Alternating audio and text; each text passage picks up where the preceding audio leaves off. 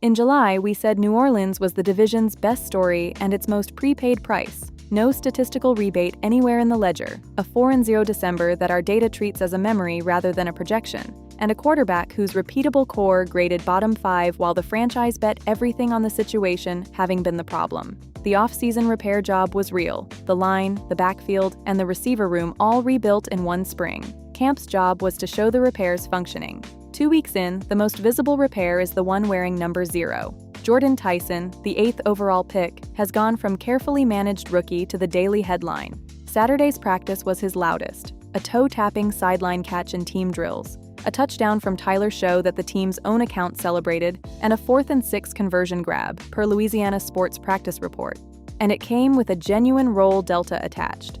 Kellen Moore said Tyson, deliberately built up in the slot through the install, will soon begin to see more exposure on the outside. Catherine Terrell's ESPN camp file had him stacking back-to-back team drill catches from Shough by the weekend. In July, we wrote that Tyson was the WR1-shaped swing this roster lacked next to Chris Olave. Camp is showing the swing being taken. Show's own file is doing what second-year files do, accumulating days without resolving.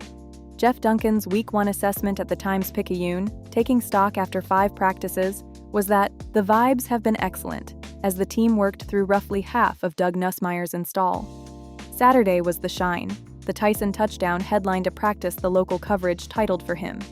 Sunday today was the honest counterweight. The most 11-on-11 work of camp yet produced what Terrell called an up-and-down day for the first-team offense, though Shough opened it fast with completions to Olave, Devon Vell, and Tyson, and later rolled out to find Olave off-script. That's the mixed texture of a quarterback learning his rebuilt huddle, and we'd note what it isn't. None of the reporting describes the escape hatch problem his rookie charting flagged, and none of it settles whether the clean pocket rank climbs.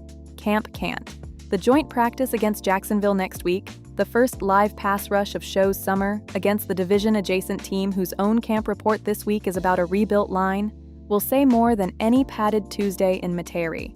Today also added the week's injury news, and it landed on the rebuilt parts. Guard Dylan Raduns limped off after a one-on-one rep against Vernon Broughton and did not return, per Terrell, and starting safety, Julian Blackmon left with a knee injury of his own.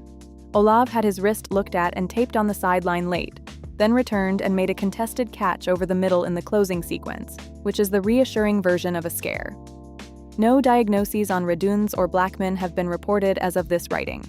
On a line whose repair was the offseason's biggest expenditure, a guard leaving practice is the item to track this week. One more scene from Sunday, because it's the kind of thing a team feed should record. The franchise spent the weekend watching Drew Brees go into the Hall of Fame. Alvin Kamara, Cameron Jordan, and long snapper Zach Wood were in Canton for the enshrinement, per Terrell, while back in Metairie, the entire staff, Moore included, practiced in number 9 shirts.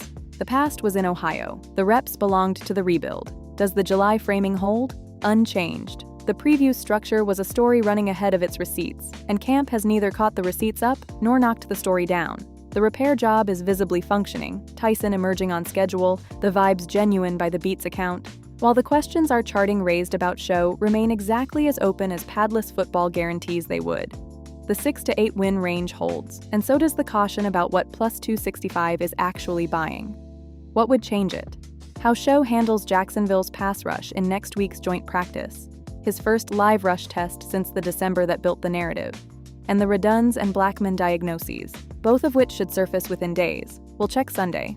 Data via NFL Verse.